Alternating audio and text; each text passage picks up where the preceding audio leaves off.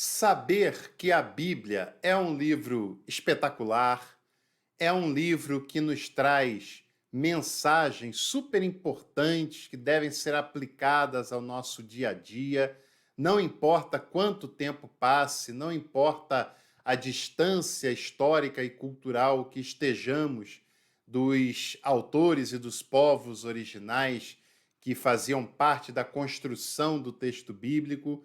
Isso é chover no molhado, né? Acho que todo mundo sabe disso, ou pelo menos deveria saber, como também deveria saber que a Bíblia é um livro que traz uma cultura, religiosidade, teologia bastante complexa, bastante rica e que vale a pena se debruçar sobre esse livro belíssimo, riquíssimo patrimônio da humanidade que pode nos trazer muitos conhecimentos e, mais do que isso, nos trazer reflexões que podem, de fato, mudar a vida de um ser humano. Isso precisa ser falado. E quem ama a Bíblia, de fato, estuda a Bíblia de modo sério, não apenas com uma linguagem feita pela igreja, que é uma linguagem muitas vezes precária. Se for depender apenas da igreja, ninguém aprende a Bíblia de modo profundo, apenas aprende uma versão de uma leitura da Bíblia. E a Bíblia, ela é a palavra de Deus que chega até nós em linguagem humana. E é claro que considera a palavra de Deus aqueles que creem na Bíblia. E mesmo os que não creem devem saber que é um texto de muita complexidade e de muita riqueza em vários sentidos, teológicos, antropológicos, culturais, religiosos e por aí vai, né? Agora, é importante a gente fazer um vídeo como esse, até para que você tenha algumas questões que são faladas aleatoriamente, desmistificadas, e para que alguns discursos equivocados não prevaleça na nossa compreensão sobre a Bíblia. O vídeo de hoje é para apresentar a você 5 mitos sobre a Bíblia. E eu, se fosse você, ouvia esse conteúdo até o final, porque nós temos reflexões sérias para a gente fazer sobre essa temática. O primeiro mito que se fala sobre a Bíblia é que ela tem tudo o que o ser humano precisa. É mais ou menos, né? Não dá para generalizar assim, porque toda generalização é exagerada e é superficial.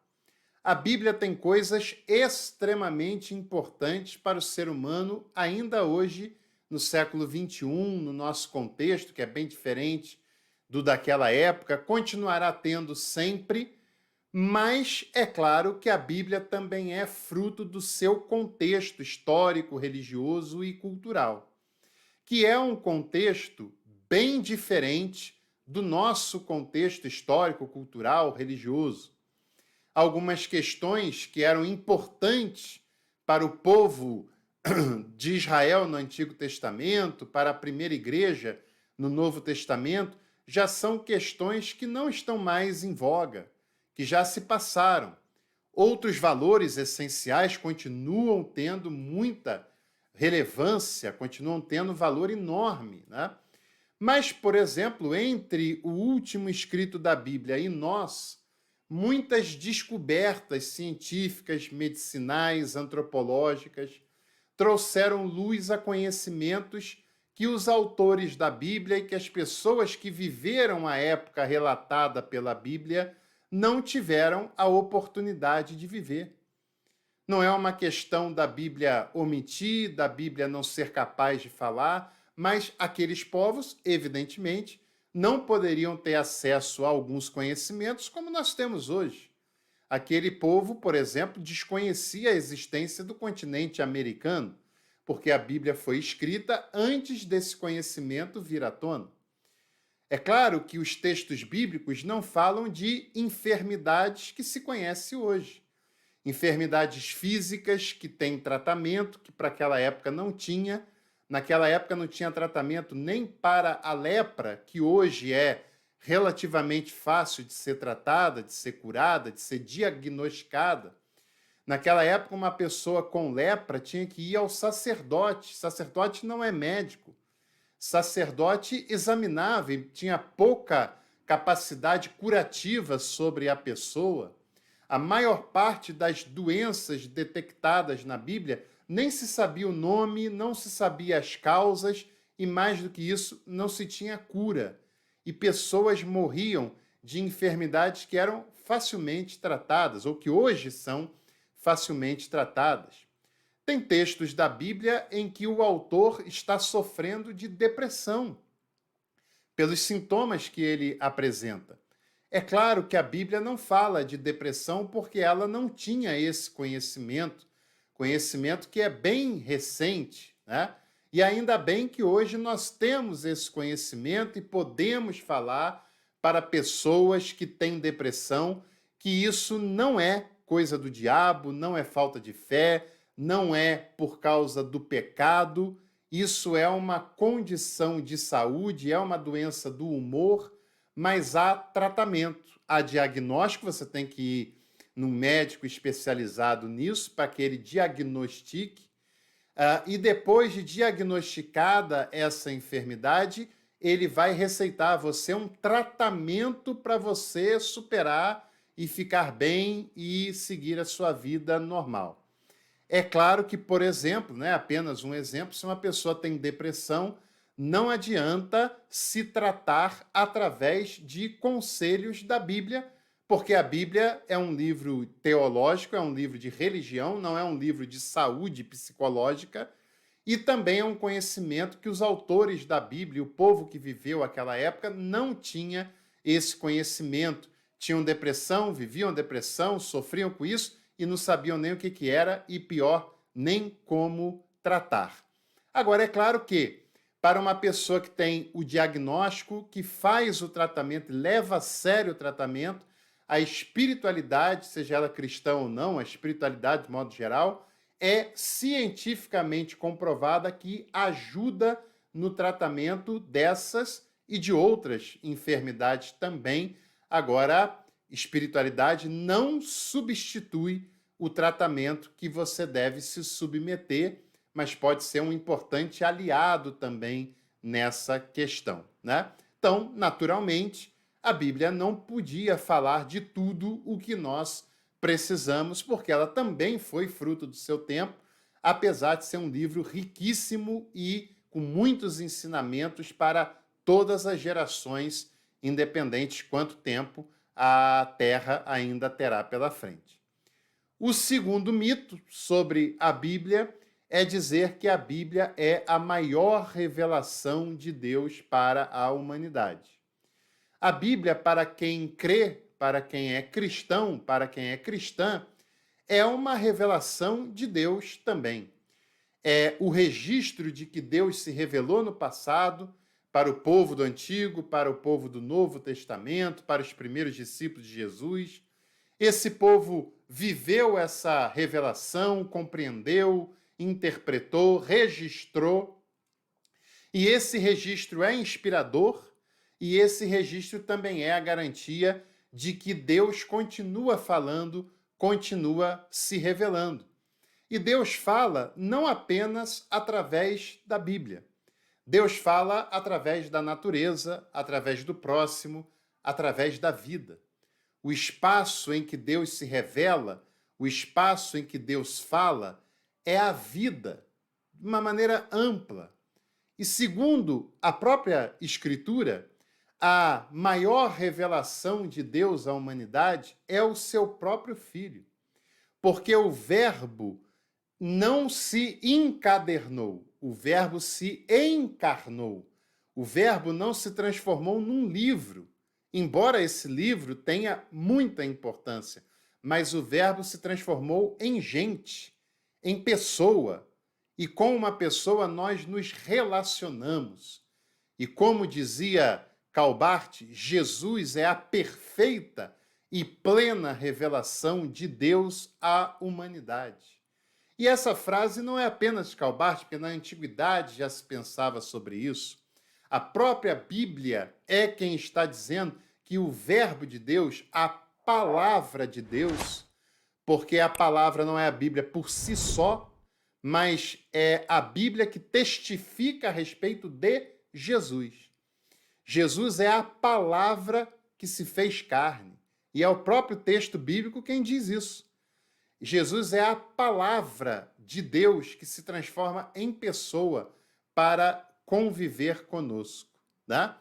E Jesus, o próprio Jesus diz que a Escritura testifica dele. A Escritura não é um fim em si mesmo. A Escritura tem como objetivo testificar da pessoa de Jesus. Ela aponta para Jesus. Não é daquela maneira como muitos falam, o Antigo Testamento, Jesus é isso, em Gênesis é aquilo, em Êxodo. Não, o Antigo Testamento não fala de Jesus. Não fala. Jesus não está presente no Antigo Testamento. Ele ainda não tinha se manifestado historicamente. Mas o Antigo Testamento aponta para Jesus no sentido de ter como essência dos seus ensinamentos a essência dos ensinamentos de Cristo, de amor, de perdão, de compreensão. E todas as vezes, quando o texto bíblico mostra uma característica diferente do amor, da misericórdia e do perdão revelado por Jesus, mostra uma ordem de matança, de discriminação ou coisa parecida, isso deve ser relativizado porque é fruto da cultura que predominava naquele cenário, naquele contexto. O terceiro mito sobre a Bíblia que nós devemos falar é que muitos dizem que a Bíblia é a única regra de fé e prática. Tem certeza disso? Uma pessoa que nunca leu a Bíblia inteira pode falar que a Bíblia é a única regra de fé e prática? E mesmo a pessoa que leu a Bíblia inteira uma única vez, ela não compreendeu toda a Bíblia, porque é impossível. E como é que nós podemos falar sobre alguns valores da Bíblia que já foram superados? Tem textos da Bíblia que manda apedrejar o filho desobediente. Isso é a única regra de fé e prática? Textos da Bíblia que falam sobre impurezas, que consideram, por exemplo, uma mulher com menstruação impura. A mulher vai ser excluída do convívio porque está menstruada? Agora, outra coisa também muito importante, né? As pessoas que falam sobre isso, elas praticam mesmo a regra de fé e prática da Bíblia? Elas não fazem acepção de pessoas conforme a Bíblia ensina? Ou você já viu igrejas excluindo pessoas porque eram diferentes das pessoas que se reuniam ali? Você já viu igrejas não aceitando e não acolhendo pessoas nas suas fileiras porque elas eram inicialmente de outras religiosidades, porque elas tinham um posicionamento político diferente daquele que foi abraçado pela liderança eclesiástica? Você já viu pessoas sendo excluídas, deixadas de lado, discriminadas na igreja porque ela tinha preferência política diferente? Já?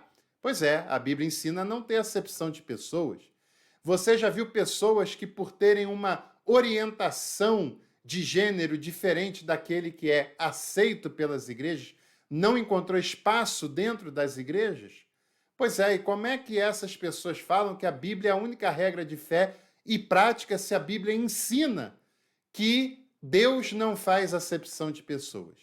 Que Jesus acolhe pagãos, prostitutas, pecadores, publicanos? Você já parou para pensar que a Bíblia ensina a se desfazer das riquezas para distribuir aos pobres? Será que isso também é regra de fé e prática para muitas pessoas que estão acumulando bens e riquezas em nome do ministério, em nome da igreja e em nome da pregação cristã? E elas podem dizer, assim com a maior cara lavada, de que a Bíblia é a única regra de fé e prática, se elas cada vez estão mais ricas e muitas pessoas estão cada vez mais pobres? E agora, as igrejas que fazem o seu dia a dia baseado nos manuais da igreja, nas doutrinas da igreja, não são regras baseadas apenas na Bíblia. Regras de exclusão, de disciplina, de afastamento, são regras eclesiásticas, não são regras da Bíblia, do texto bíblico. Então, não é verdade a fala de que a Bíblia é a única regra de fé e prática, porque muita gente fala isso de uma maneira romântica para que outros se emocionem, glorifiquem e tal, mas na prática a gente sabe que isso é apenas um mito construído por muitas lideranças eclesiásticas. O quarto mito é o mito da sola escritura. Mas calma, não é uma crítica necessariamente a Martinho Lutero, até porque o Martinho Lutero não queria dizer o que muitos acham que ele disse. A ideia de que a teologia se faz apenas com a Bíblia, tendo ela como base única e exclusiva. Muitas pessoas acham que o conceito de sola escritura é apenas dizer isso aqui está errado porque tem um versículo que mostra o contrário, isso aqui é certo porque tem um versículo que fala sobre isso. Pois é, e as pessoas são seletivas nisso também, né? Como eu falei, quando a Bíblia fala que é para dar bens aos pobres, aí relativizam. Quando fala que é para apedrejar o filho desobediente, relativizam. E nesse caso está correto mesmo, que era fruto de um contexto que já passou, que já não tem mais nada a ver. Agora, é interessante dizer que a Bíblia é a única regra de teologia, aí fica jogando versículos isolados na cara dos outros, mas ninguém faz teologia apenas com a Bíblia. Se faz teologia dialogando com a tradição da igreja, com os grandes concílios, e, claro, as doutrinas que a igreja acredita foram desenvolvidas na história pelos concílios, pela própria reflexão da igreja, pela própria reflexão teológica. Os conceitos de que Jesus é da mesma substância que o Pai, conceitos de trindade, a ideia de que Jesus é igualmente Deus como o Pai, são ensinamentos elaborados pelos concílios, são elaborados pela história da igreja, pela reflexão teológica e vários outros que eu poderia citar por aqui. Não são muitos conceitos que nós temos, não são explicitamente na Bíblia, mas foram refletidos num outro momento, até porque as reflexões teológicas começam antes mesmo do cânon do Novo Testamento, não se esqueça disso. E o quinto mito é sobre a inerrância da Bíblia. A questão da inerrância, que diz que a Bíblia não comete nenhum tipo de erro, é claro que é um equívoco, e só pode ser falado isso pela fé, e por uma leitura de fé específica, né? Porque a teologia bíblica já garante que tem erros de tradução, tem erros de interpretação, tem erros das cópias, tem erros de compilação. Ah, mas são erros que não afetam a mensagem. Não, isso é o que lhe disseram. Tem erros que afetam, sim, a mensagem que está sendo passada, que alteram, sim, o significado, a compreensão de determinadas passagens, e por isso deve ser estudado com seriedade, estudado com dedicação, porque, é claro, e até porque nós não temos os originais da Bíblia. Não existem os originais da Bíblia. Pessoas que dizem que a Bíblia foi ditada palavra por palavra. Não, não há amparo algum para esse tipo de coisa, né? A Bíblia, ela é a construção de uma comunidade de Israel no Antigo Testamento, dos discípulos no Novo Testamento. Ela tinha uma intenção teológica, ela estava dentro de um contexto cultural, de um contexto teológico também, e é claro que isso participa da formação desse texto. E a questão da inerrância, ela não é uma defesa teológica histórica dos concílios, dos grandes nomes da teologia. Ela foi inventada pelo fundamentalismo do início do século XX.